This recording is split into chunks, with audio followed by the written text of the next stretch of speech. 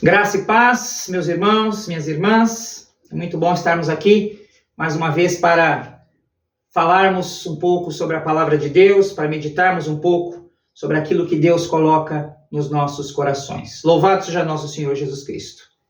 Para sempre seja louvado. Meus queridos, minhas queridas, Jesus fez muitos milagres, muitos milagres. No entanto, só 2 desses muitos milagres estão relatados no Evangelho de Mateus, no Evangelho de Marcos, como nós acabamos de ler, no Evangelho de Lucas e no Evangelho de João. 2 únicos milagres estão registrados em todos os evangelhos.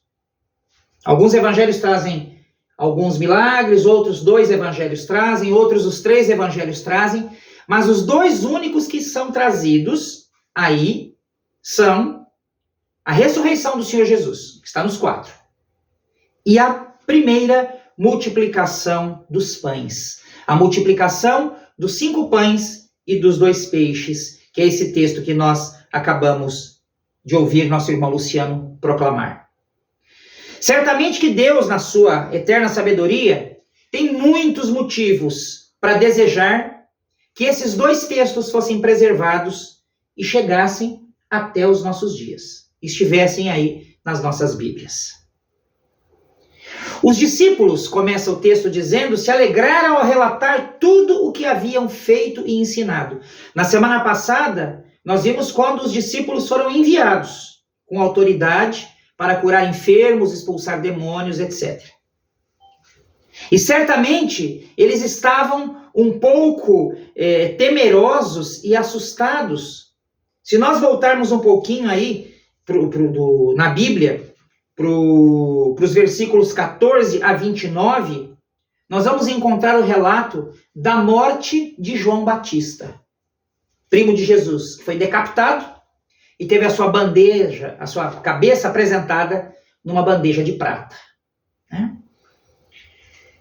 Por isso, além do cansaço físico, porque andaram aí pela Terra Santa, né? Andaram pela Judéia, em terras áridas, com muito calor, muito pó, eles também tinham um cansaço psicológico, um cansaço mental, por conta dessa história, né, da morte de João Batista.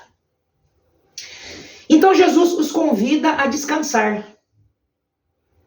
Jesus os convida a descansar. E como Jesus os convida a descansar? Bem-vindo, Lucas, Deus te abençoe. Como é que Jesus os convida a descansar? Em primeiro lugar, um pouco. Nós não podemos ser preguiçosos na tarefa que Deus nos dá. Mas também não podemos viver descansando o tempo inteiro. Né? A tarefa de evangelização é uma tarefa contínua e é uma tarefa para cada um de nós. Então existem momentos em que nós precisamos descansar. Existem momentos que nós precisamos nos deleitar na presença do Senhor. Existem momentos que nós precisamos trabalhar, né? Lembrando aqui do que diz lá no Antigo Testamento, no livro de Eclesiastes, capítulo 3, há um tempo determinado para todas as coisas debaixo do sol. Tem o tempo da atividade e tem o tempo do descanso. Jesus os convida a descansar um pouco. Jesus os convida a descansar num lugar deserto. É preciso, muitas vezes, ficar sozinho. É preciso, muitas vezes, ficar longe das pessoas. É preciso olhar para dentro de nós mesmos. É preciso que nós, ao olharmos para nós mesmos, nós façamos uma faxina interior. Tiremos aquilo que é necessário jogar fora. Guardemos aquilo que é importante. Né? Nós sermos acumuladores só vai fazer com que o nosso coração permaneça sujo, que o nosso coração permaneça pesado. Então é importante que ao descansar, nós descansemos num lugar deserto. E eles não tinham, diz o texto, que eles não tinham tempo nem para comer. Não tinham tempo nem para comer. É uma atividade básica. Nós precisamos tomar cuidado, meus irmãos e minhas irmãs, para que a nossa vida cristã não se torne um ativismo para que nós não tenhamos tempo nem para a família, não tenhamos tempo nem para os amigos e não tenhamos tempo nem para nós mesmos. Temos que tomar cuidado com o ativismo. Eu conheço um grande pastor, Reverendo Domingos. Ele diz que ele chegou num certo momento da sua vida que ele inverteu o versículo. O versículo diz assim, que nós temos que tomar a nossa cruz e seguir Jesus. E ele dizia que ele estava fazendo ao contrário. Ele havia feito com que Jesus tomasse a cruz e que Jesus o seguisse. Ele estava fazendo ao contrário. Muito cuidado com o ativismo. É preciso ter tempo para a família. É preciso ter tempo para os amigos. E é preciso ter tempo para nós mesmos. A multidão, aquela multidão reunida, vendo o movimento, vendo que Jesus e seus discípulos saíram de barco, procurando esse lugar deserto, Jesus deixou seus discípulos descansando um pouco e cuidou daquelas pessoas sedentas, cuidou daquelas pessoas com a sua mensagem de graça e de amor. Além disso, o desafio que Jesus propunha a eles era um desafio muito grande. Muito grande. Jesus, como sempre acontece, se compadeceu, teve compaixão, teve piedade e cuidou daquelas pessoas com todo o seu amor, com todo o seu carinho. Jesus não deixava e não deixa ninguém sem cuidado e sem carinho. A compaixão de Jesus era visível pelos pobres, pelos doentes, pelos marginalizados. Compadecer-se daqueles que não têm voz e não têm vez é a tarefa de todos os cristãos como imitadores de Cristo. Não podemos olhar para este mundo em que nós vivemos sem termos compaixão. É muito importante que eu e você tenhamos compaixão. E os discípulos, vendo aquela multidão aglomerada em torno de Jesus, quiseram ser práticos. E de certa forma, eles também exerceram um tipo de caridade, um tipo de amor ao outro, dizendo: Jesus, esse povo está com fome. Vamos dar uma paradinha? E vamos deixar que eles se virem. Nós estamos aqui num lugar deserto. Deixa eles irem aí para um lugar onde tenha alguma lavoura, alguma coisa. E lá eles se viram. Eles compram alguma coisa para eles. Né? Eles dizem, despede-os para que, passando pelos campos ao redor e pelas aldeias, comprem para si o que comer.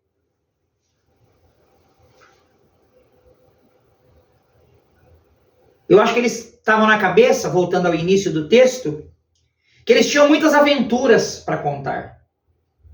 Que eles tinham muitas perguntas para fazer.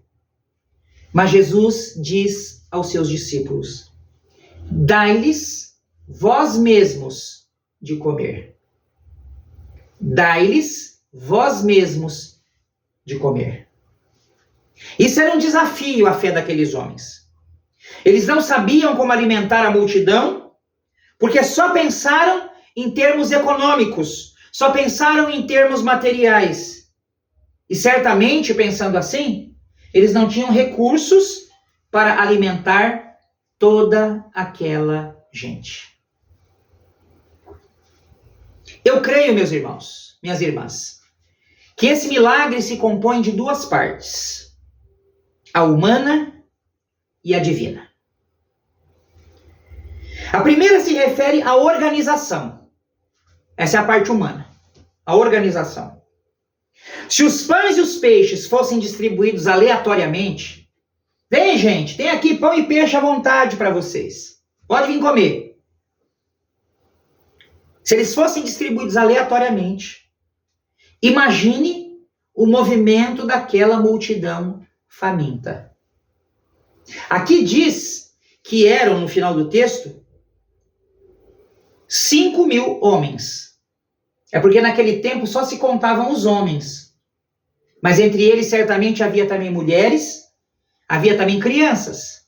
E não apenas isso. Entre essas pessoas todas, havia gente doente, havia gente fraca, havia gente cansada e, como eu já disse, as crianças. Talvez os mais velhos, os doentes, os fracos, se a multidão inteira viesse de uma vez, ficaria sem comer. Isso nos mostra que nós, como povo de Deus, temos que ser um povo organizado se queremos receber as bênçãos do Senhor. Fazer as coisas do Senhor de qualquer jeito, impensadamente ou de modo desleixado, não é digno do Senhor e nem as pessoas a quem nós servimos merecem isso. Vocês já pensaram se eu chegasse aqui com a minha túnica toda suja?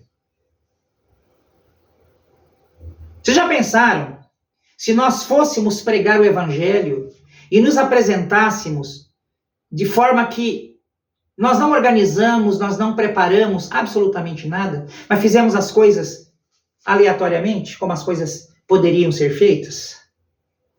Nem Deus é digno de um serviço mal feito, nem as pessoas a quem nós fazemos o serviço. Deus merece o melhor. As pessoas a quem servimos merecem o melhor. Vamos lembrar do vinho lá das bodas de Caná? O mestre perguntou, o mestre Sala, né, o chefe lá da festa, perguntou para o noivo: por que você deixou o vinho melhor para o final e serviu primeiro o vinho ruim? O vinho melhor era o que Jesus tinha preparado. Jesus preparou o melhor vinho. Ele não preparou um vinho qualquer. Portanto, nós também temos que preparar o melhor de nós. Eu sempre tive o hábito, meus irmãos, foi um hábito que eu sempre tive. Quando eu compro uma roupa, o primeiro lugar que eu vou com essa roupa é na igreja. Quando eu compro um sapato, o primeiro lugar que eu vou com esse sapato é na igreja.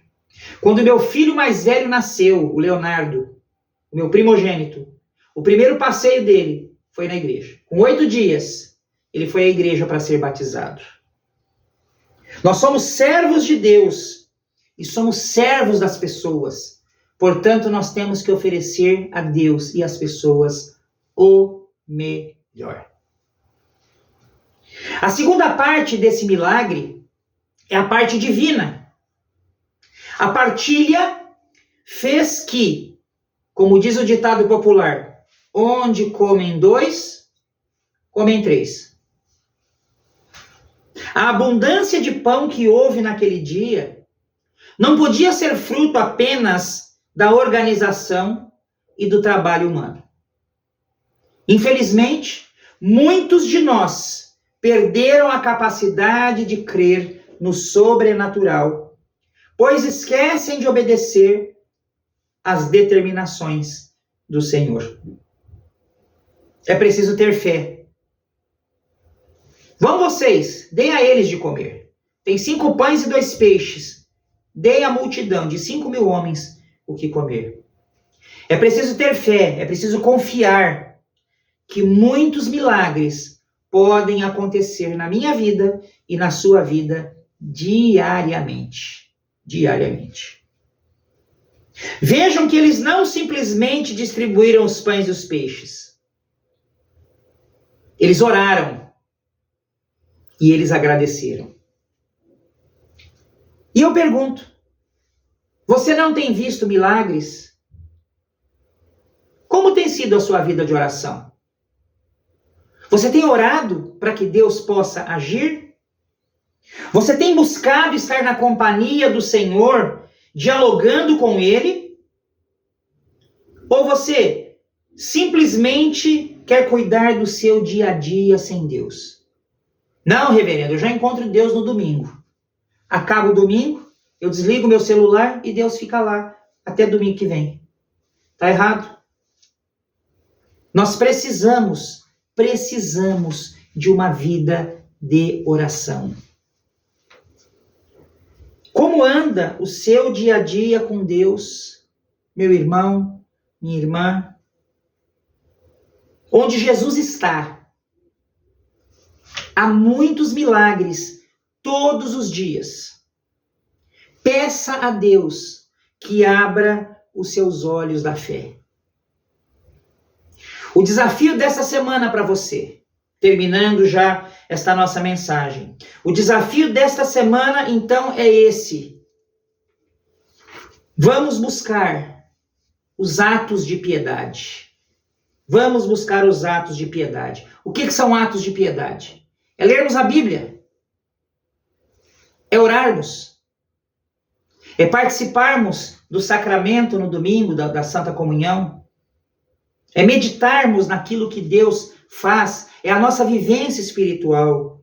Vamos buscar os atos de piedade, principalmente orar e ler as Escrituras. Porque quando nós oramos, nós falamos com Deus.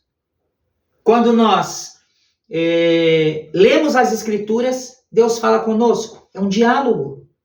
Se eu quero a amizade com Deus, eu preciso ter intimidade com Deus. Eu preciso ter diálogo com Deus.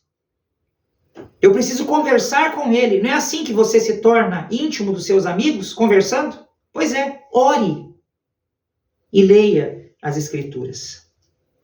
Vamos buscar também, meus irmãos, praticar obras de misericórdia, dando pão a quem tem fome, dando água a quem tem sede, vestindo os nus, visitando os encarcerados, cuidando daqueles que não têm ninguém por eles, tendo compaixão das pessoas, como Jesus tem compaixão de todos e teve compaixão de você.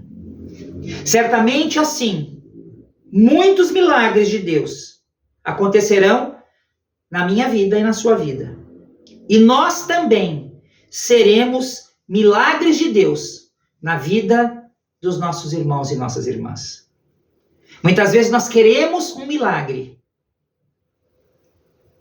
mas também devemos pedir, Senhor, que eu seja o milagre na vida de alguém. Louvado seja nosso Senhor Jesus Cristo, para sempre seja louvado.